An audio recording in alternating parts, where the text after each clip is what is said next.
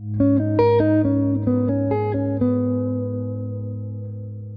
everybody, it is me, Dan. I'm back with another edition of Scale Constellations. If you didn't watch the first video on this topic, please go back and check it out, and I'll give you the general overview of what I'm talking about. The short version is that I like to draw out guitar scales and find shapes and patterns and lines within them, basically by connecting the dots, if you will. It's like kindergarten, but with music and way more fun. So I had a great response to the last one, and people asked for more ideas. So I'm here to give you another nugget to chew on. Over here, we have a fairly standard approach to playing A Dorian. You'll notice that within this scale, right in the middle of it, there's nested a series of triangles. It's the same shape all the way across the fretboard. And it's kind of interesting. It's fun to figure out how to find ways to apply this musically to create interesting picking exercises. You can spend a lot of time just working on synchronizing your left hand and your right hand. And it also makes for some interesting musical moments. Because these are 3-note shapes, you could phrase them as triplets. If you were to phrase them as 8th notes or 16th notes, then you get a sort of 3/4 or dotted 8th note kind of sound. It's fun. It's a good time. What I'll do is I will play the shape up and down the fretboard so you get a sense of how it sounds.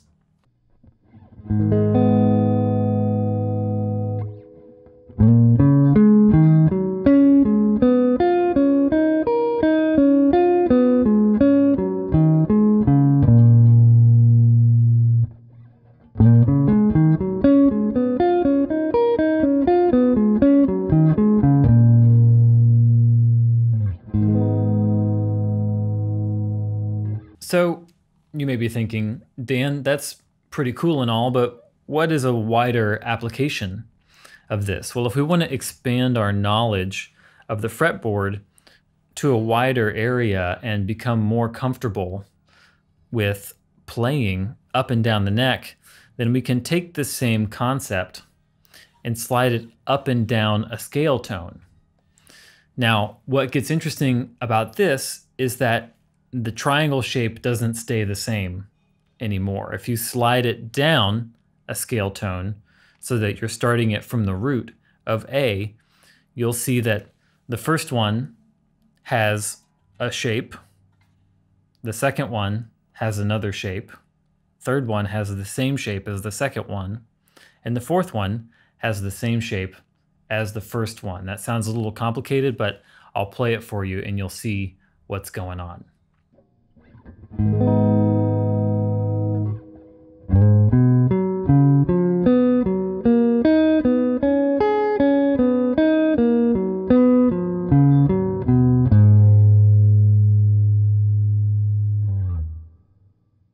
So now you've heard it, and you have a different set of scale constellations to work with if you're starting from the 5th fret. We have our whole other set that we previously did, starting from the 7th fret. And can we go up and start this pattern from the 8th fret? The answer is yes, but it's another set of shapes. Check it out.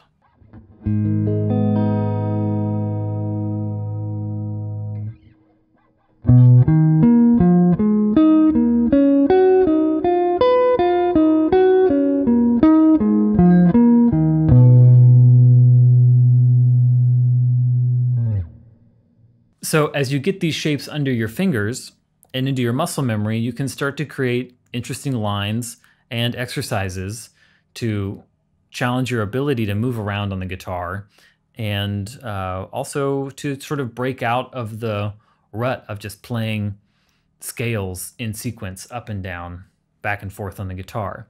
So I'll play you a few examples of just different exercises and lines that you might do with these shapes, just to stimulate your imagination. And your task, your mission, should you choose to accept it, is to start combining these in unique ways and build a vocabulary out of it. Add to your soloing vocabulary, your guitar part idea generating vocabulary, and just really go to town.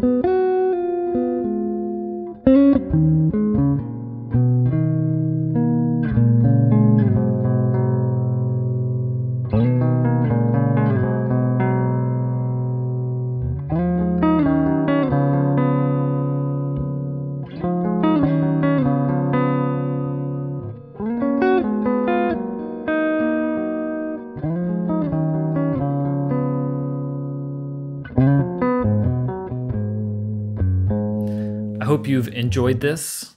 I hope you find it useful. If you have any questions, please feel free to comment below or send me an email at hello@danphelps.com.